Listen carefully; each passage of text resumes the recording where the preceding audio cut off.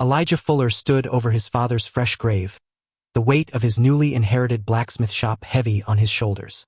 The last of the mourners departed, leaving him alone with the wind whistling through the cemetery pines. He knelt to place a hand-forged iron rose on the mound of dirt when a shadow fell across the grave. Samuel Wilson, the town banker, approached with papers clutched in his hands and sympathy absent from his eyes. The conversation that followed struck Elijah like a hammer blow. His father had taken enormous loans to keep the shop running during his illness. The debt now fell to him, a sum so vast it seemed impossible to repay. Unless Elijah could find a way to settle accounts within the month, everything his family had built for 3 generations would be lost. Before we continue, let us know where you're watching from and what time it is for you. Your comment helps our community grow stronger. Thanks, and let's get back to the story. The walk back to town stretched longer than the 5 miles it truly was. Each step brought Elijah closer to a shop that now represented both his heritage and his burden. The blacksmith shed stood as it always had, smoke still rising from the forge his apprentice kept lit during the funeral. The familiar scent of coal and hot metal greeted him, but offered little comfort today. Inside, Thomas, the 16-year-old boy who had worked alongside Elijah's father for 2 years, looked up expectantly. The boy's face showed the same confusion Elijah felt. What happened now? Elijah hung his black coat on the hook by the door, rolled up his sleeves, and reached for his apron. There were horseshoes to forge, wagon wheels to repair, and tools to mend. Work was the only answer he had right now. The first week passed in a blur of sparks and sweat. Elijah worked from before dawn until well after sunset. Thomas remained loyal, working just as hard without complaint even when Elijah could only offer him half his usual pay. Together they filled orders, but the pile of bills on the small desk in the corner grew taller. When Saturday came, Elijah opened the strongbox his father had kept hidden beneath a loose floorboard. The meager savings there wouldn't cover even a quarter of what they owed. He slumped in his father's chair, wondering what Charles Fuller would have done in his place. His father had been the finest blacksmith in 3 counties, respected for his skill and honesty. People had traveled days to commission his work. But now Elijah understood the terrible truth that his father's talent hadn't been enough to overcome the financial strain of his long illness. The ledgers revealed years of mounting debt carefully hidden from his son. Sunday morning brought no rest. While others attended church, Elijah inventoried every tool, every scrap of metal, every possession that might be sold. The calculations remained grim. By midday, he sat outside on the bench his father had made, his face in his hands, when the sound of an approaching carriage stirred him from his despair. It was an elegant vehicle unlike any in their small town, drawn by 2 magnificent black horses. It came to a stop directly in front of the smithy, and the driver, dressed finer than most locals saw in a lifetime, jumped down to open the door. A woman emerged, her mourning clothes of the finest quality, her posture regal despite appearing to be in her early 40s. She surveyed the blacksmith shop with keen eyes before turning her gaze to Elijah. "I'm looking for Charles Fuller," she announced, her accent marking her as educated and from somewhere back east. Elijah stood, suddenly aware of his soot-stained clothes and unwashed face. "I'm afraid you're too late, ma'am. My father passed a week ago. I'm Elijah Fuller. I've taken over the shop." Something flickered across her face too quickly to identify before her expression settled into polite condolence. "I'm very sorry for your loss. My name is Victoria Blackwood. I've recently purchased the old Henderson estate and require extensive ironwork for renovations. I was told your father was the best craftsman in the territory." He was, Elijah confirmed, pride momentarily overshadowing grief. "But I trained under him my whole life. Whatever you need, I can forge it just as well." Victoria studied him thoughtfully. "I require railings for 3 staircases, decorative gates for the gardens, fixtures for 12 fireplaces, and various other pieces. It's work that will take several months and considerable skill." Elijah's heart raced. This could be the opportunity that saved everything. "I would be honored to take on the commission, Mrs. Blackwood." She nodded once, decisively. "I pay for quality, Mr. Fuller. Half in advance, the remainder upon satisfactory completion. Would that arrangement suit?" "It would be more than suitable," Elijah managed, struggling to maintain composure at this unexpected turn of fortune. "When would you like to discuss the details?" "Now, if you're available," she replied, stepping toward the shop without waiting for his answer. For the next 2 hours, Victoria Blackwood outlined her requirements with surprising technical knowledge. She brought sketches and measurements, discussing metals and techniques with unexpected familiarity. Elijah found himself both impressed and slightly intimidated by her precision. When they settled on terms, she withdrew a leather pouch from her reticule and counted out a sum that made Elijah's eyes widen. It was enough to pay the most pressing debts and buy materials with some left over. I expect regular progress reports, Mr. Fuller. I'll return in 1 week to see your initial work. Victoria collected her papers and moved toward the door. Mrs. Blackwood, Elijah called after her, his curiosity overcoming propriety. May I ask how you came to know so much about ironwork? She paused, her back to him. My late husband owned several factories back east. I learned to understand the crafts he financed. Good day, Mr. Fuller. News of the wealthy widow's commission spread through town like wildfire. By Monday morning, Elijah endured knowing looks and whispered comments as he purchased supplies.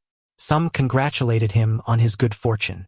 Others speculated on the widow's true intentions toward the handsome young blacksmith.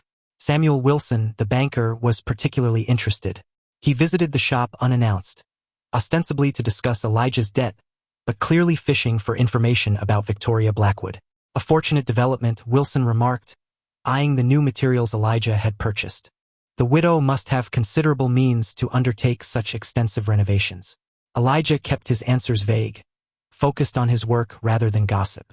The banker left unsatisfied but temporarily appeased by a small payment toward the loan. For the next several days, Elijah and Thomas worked tirelessly. They created sample pieces for Victoria's approval, experimenting with designs that would complement the grand old house she'd purchased. Elijah found himself oddly driven to impress her, staying up late sketching patterns by lamplight. When Victoria returned the following week, she brought additional specifications. She moved through the shop examining their progress, running gloved fingers over the metal with careful consideration.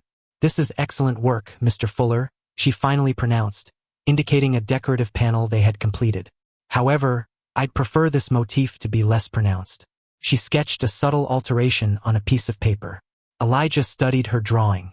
There was something oddly familiar about the design, though he couldn't place it. Of course, Mrs. Blackwood will make the adjustment. She stayed longer this time, asking questions about the town and its history. When the conversation turned to Elijah's family, he found himself sharing more than he intended about his father and their generations of blacksmiths. Your father never mentioned other family? She asked, her tone casual but her eyes intent. There was my Uncle James, my father's younger brother, but he died before I was born. Mining accident up north. Father didn't speak of him much. Pained him too deeply. Victoria's expression remained neutral, but her knuckles whitened around her gloves. Grief affects us all differently, Mr. Fuller. Some losses we carry silently. After she departed, Thomas approached Elijah with raised eyebrows. She sure asks a lot of questions for someone just wanting ironwork. Elijah shrugged. She's new to town, probably just trying to get her bearings. But as the weeks passed and Victoria's visits became regular occurrences, Elijah too began to wonder about her interest. She often arrived with books on business management, casually leaving them for him to borrow. When she learned of his ongoing financial struggles, she offered advice on negotiating with creditors that proved surprisingly effective. One afternoon, she arrived as Elijah was arguing with a supplier who had doubled his prices, knowing the blacksmith's desperate need for materials. Mr. Hargrove, Victoria interjected smoothly, stepping into the shop. I believe your company also supplies the Henderson estate. I'd hate to reconsider our considerable orders if I learned you were exploiting local businesses. The supplier's attitude transformed instantly. He quickly revised his prices and apologized for the misunderstanding. After he left, Elijah turned to Victoria with newfound respect. You didn't have to do that. I dislike bullies, Mr. Fuller, she replied simply, but her eyes sparkled with satisfaction. Now, shall we review the progress on the garden gates? As they worked together, the formal distance between them gradually diminished. She began bringing lunch during their planning sessions, and they would eat at the small table in the corner of the shop, discussing books they'd both read or sharing stories of their different worlds. Elijah learned she had been married for 20 years to a much older man, had never had children, and had decided to leave Boston after her husband's death to escape painful memories. She never explained why she had chosen their remote town, however, or the specific appeal of the dilapidated Henderson estate. In turn, he shared his dreams of modernizing the blacksmith shop, of creating artistic pieces beyond the functional work that dominated their orders. Victoria listened with genuine interest, occasionally making suggestions that revealed her broader knowledge of the world. As the second month of their acquaintance began, the town's gossip intensified. Elijah overheard whispers in the general store about the impropriety of the widow's frequent visits to a single man's business. He mentioned this to Victoria during her next visit, suggesting perhaps they should be more cautious about appearances. She laughed, a sound he had come to enjoy. "Mr. Fuller, I'm nearly 20 years your senior and a businesswoman commissioning work. If the town has nothing better to discuss than our professional relationship, they lead tragically dull lives." Nevertheless, he began to notice she timed her visits when others were present or brought her driver into the shop as an informal chaperone. Despite Victoria's help and the income from her commission, Elijah's financial situation remained precarious. The bank loan required larger payments than he could consistently make, and Samuel Wilson grew increasingly impatient. "You've had sufficient time to arrange your affairs," the banker said during a particularly tense meeting. "I've been more than generous out of respect for your father, but business is business. You have 2 weeks to make significant payment, or I'll be forced to begin foreclosure proceedings." That evening, Elijah worked late into the night, the forge's glow illuminating his frustrated attempts to find a solution. He was so absorbed in his calculations that he didn't notice Victoria standing in the doorway until she spoke. "You look troubled, Mr. Fuller." He startled, then sighed, too exhausted for pretense. "The bank is threatening foreclosure. The payments from your commission helped, but my father's debt was even larger than I initially understood." Victoria approached, her expression thoughtful. "Have you considered taking on an investor? Someone to help manage the financial aspects while you focus on the craftsmanship? Who would invest in a blacksmith shop drowning in debt?" Elijah asked bitterly. "Someone who recognizes its potential value beyond the current circumstances. Someone who appreciates the skill and artistry behind the work," she replied, her gaze steady. "Someone like me." Elijah stared at her, unsure he had heard correctly. "You want to invest in my shop? I propose paying off your father's debt in full. In exchange, I would become a silent partner, entitled to 30% of the profits once the business stabilizes. You would maintain complete creative control and day-to-day management." The offer was too perfect, too convenient. Suspicion flared. "Why would you do this? What's your real interest in my father's shop?" Victoria's expression closed, her posture stiffening. "I recognize a sound business opportunity, Mr. Fuller. Your work is exceptional. With proper financial management, this shop could thrive. But if you're not interested, I understand." She turned to leave, but Elijah caught her arm, immediately releasing it when she looked pointedly at his hand. "Forgive me, Mrs. Blackwood. Your offer is incredibly generous. It's just, there's been something peculiar about your interest in my family from the beginning. The specific designs you request, your knowledge of our history, the way you've helped me without clear benefit to yourself. I can't help feeling there's something you're not telling me." Victoria hesitated, conflict evident in her expression. "This is neither the time nor place for such a conversation, Mr. Fuller. Consider my offer. We can discuss other matters once your immediate crisis is resolved." She left him standing bewildered in the doorway, watching her carriage disappear into the dusk. The following day, a letter arrived from Samuel Wilson, moving up the foreclosure deadline by a week due to another interested buyer for the property. Elijah knew it had to be Abraham Thornton, the rival blacksmith from the next town who had been trying to eliminate competition for years. Desperate for answers, Elijah began searching through his father's personal belongings, hoping to find some clue to Victoria's interest. In a trunk beneath his father's bed, he found bundles of old correspondence tied with faded ribbon. Most were practical business letters, but a small packet wrapped in oilcloth caught his attention. Inside were letters dated more than 25 years earlier, addressed to his Uncle James. As Elijah read, the story emerged in fragments. James Fuller had traveled north to work the silver mines. There he had met and fallen in love with a young woman named Victoria Sinclair, the educated daughter of a mine engineer. They had become engaged shortly before the terrible accident that claimed James's life. Further letters revealed Charles Fuller's devastation at losing his younger brother. The final letter in the bundle was never sent, a heart-wrenching confession from Charles to Victoria, accepting blame for encouraging James to seek his fortune in the dangerous mines rather than joining the family blacksmith business. The pieces suddenly aligned in Elijah's mind. Victoria Blackwood had once been Victoria Sinclair. She had been engaged to his uncle. But why would she hide this connection? And why would she appear now all these years later, He continued searching and found a hidden compartment in his father's desk. Inside was a small ledger recording annual payments sent to a VS in Boston, modest sums that nonetheless would have strained the shop's finances. The payments had continued for 23 years, ending only with Charles Fuller's death. Realization struck him like a physical blow. His father had been sending money to Victoria all these years, perhaps from guilt, perhaps from a sense of obligation to his brother's intended bride. This explained the shop's financial troubles and the hidden debt that had accumulated. When Victoria arrived the next day, Elijah was waiting with the letters and ledger laid out on the workbench. She entered with her usual composure, but faltered when she saw what he had discovered. "You were engaged to my Uncle James," he stated flatly. "My father sent you money for years afterwards. Is that why you're here? To continue extracting payment from our family?" Color drained from Victoria's face, but her voice remained steady. "You misunderstand everything." "Then explain it to me," Elijah demanded. "Why the secrecy? Why pretend to be a stranger to our family?" Victoria removed her gloves slowly, buying time to gather her thoughts. "When I received news of James's death, I was devastated. We had known each other only a few months, but I loved him deeply." She touched one of the faded letters gently. "I returned to my father's home to mourn.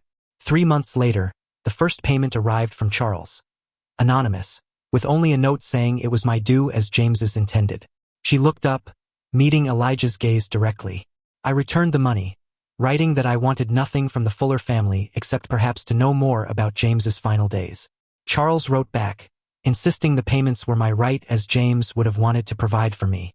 In my grief and confusion, I eventually accepted." "But you were married to another man for 20 years, Elijah pointed out. "Why did my father continue sending money?" "I did marry 2 years after James died. Henry Blackwood was kind and patient with my lingering grief." Victoria's expression softened at the memory. "I wrote to Charles then, telling him the payments should stop. He responded that his obligation to his brother transcended my new circumstances and insisted on continuing them, though I assured him repeatedly they were unnecessary. It became a strange ritual between us. Every year he would send the payment. Every year I would write that he needn't continue. We never met, never spoke beyond those exchanges, but maintained this connection through decades." "Then why come here now?" Elijah asked, still suspicious. "Why not simply introduce yourself honestly?" Victoria sighed heavily. "When Henry died last year, I found myself at a crossroads. I had spent half my life defined by others, first as James's fiancée, then as Henry's wife. I wanted to understand the path not taken, to see the place James had called home, to finally meet the brother who had faithfully honored an obligation no one had asked of him." She gestured toward the shop around them. "I arrived 2 months ago and took rooms at the hotel while deciding whether to make my presence known to Charles. When I finally gathered my courage and inquired about him in town, I learned he had just passed away." Elijah's anger began to fade as her story unfolded. "So you sought me out instead. But why the pretense? Would you have welcomed a stranger claiming a connection to your family through a long-dead uncle and mysterious payments?" Victoria asked, raising an eyebrow. "I needed time to understand what kind of man you were, whether revealing myself would bring comfort or simply disrupt your grief." "The commission for the Henderson estate?" Elijah questioned. Victoria smiled slightly. "The estate is real and I did purchase it. The renovations are necessary, but I could have hired craftsmen from the city. I chose you because I wanted to know Charles's son, to see if James's nephew carried the same character, the same talent." Elijah sat heavily on a nearby stool, processing everything. "So your offer to invest is genuine," she assured him. "Not from obligation, but because I believe in your abilities. The work you've done for me is exceptional. And perhaps," Victoria added softly, "because helping you honors both the man I once loved and the man who never forgot his brother's intended." They sat in silence for several minutes, the only sound the soft crackling of the banked forge. Finally, Elijah spoke. "My father never told me about the payments or his feelings of guilt. He rarely spoke of Uncle James at all." Victoria nodded in understanding. "Some griefs are too personal to share, even with those we love most. Your father carried his regrets silently for decades, trying to atone in the only way he knew how." Elijah looked at the ledger, seeing the entries with new eyes, not as financial burdens but as expressions of his father's love and loyalty. He made these payments even when the shop was struggling, even during his illness. He was an honorable man, Victoria affirmed. James always said his older brother was the most steadfast person he'd ever known. I see now he was right. The next day, Elijah accepted Victoria's investment offer. Together they visited Samuel Wilson, Victoria presenting a bank draft for the full amount of the outstanding loan. The banker's obvious disappointment at losing the foreclosure opportunity gave Elijah a moment of quiet satisfaction. In the months that followed, Fuller Blacksmith Shop, soon renamed Fuller Ironworks at Victoria's suggestion, underwent a transformation. With the debt cleared and Victoria's business acumen guiding their financial decisions, Elijah could focus on craftsmanship. Thomas was promoted to journeyman with proper wages, and they hired 2 new apprentices to handle the increasing workload. Victoria's renovations of the Henderson estate progressed, showcasing Elijah's finest work. Word spread, bringing commissions from neighboring towns and even inquiries from the city. Victoria used her connections from her husband's business empire to secure contracts for specialized industrial components that commanded premium prices. Their partnership evolved into friendship based on mutual respect and shared purpose. Victoria's knowledge of the wider business world complemented Elijah's mastery of his craft. Together they expanded the shop's capabilities, installing new equipment and exploring innovative techniques. The town's gossip about their relationship eventually subsided as the nature of their connection became known. Victoria became a respected figure in the community, using her wealth and influence to support local improvements. She established a fund in James Fuller's name to assist miners' families affected by workplace accidents. 1 year after their partnership began, Elijah completed a special commission Victoria hadn't known about, an ornate iron gate for the Henderson Estate's family cemetery. The centerpiece of the design incorporated elements from the Fuller family's traditional patterns interwoven with motifs from the sample drawings Victoria had first brought to the shop, the same designs she and James had once discussed for their future home. When he revealed the finished piece, Victoria stood silently before it, her gloved hand pressed to her lips. After a long moment, she spoke. "You've joined our stories together," she observed, tracing the interlinked patterns with her fingertip. "That's what happened, isn't it?" Elijah smiled. "Your story, my uncle's, my father's, and now mine, all connected through this shop, through iron forged in fire." Victoria nodded, emotion making further words difficult. Together they installed the gate that afternoon, the sun casting its shadows through the ironwork in a pattern that would shift with the changing light, just as their lives had shifted through chance and choice and the invisible bonds of obligation and affection. As Elijah and Victoria stand before the newly expanded Fuller Ironworks, now housed in a building 3 times the size of the original blacksmith shop, they share a moment of quiet gratitude for the unlikely path that brought them together. The new sign, crafted by Elijah's own hands, gleams in the afternoon sun, a testament to how past and present can forge a stronger future. If you enjoyed this frontier tale of redemption and unexpected connections, give us a thumbs up and tell us which character's journey touched you most. We'll be back tomorrow with another story from the Western frontier.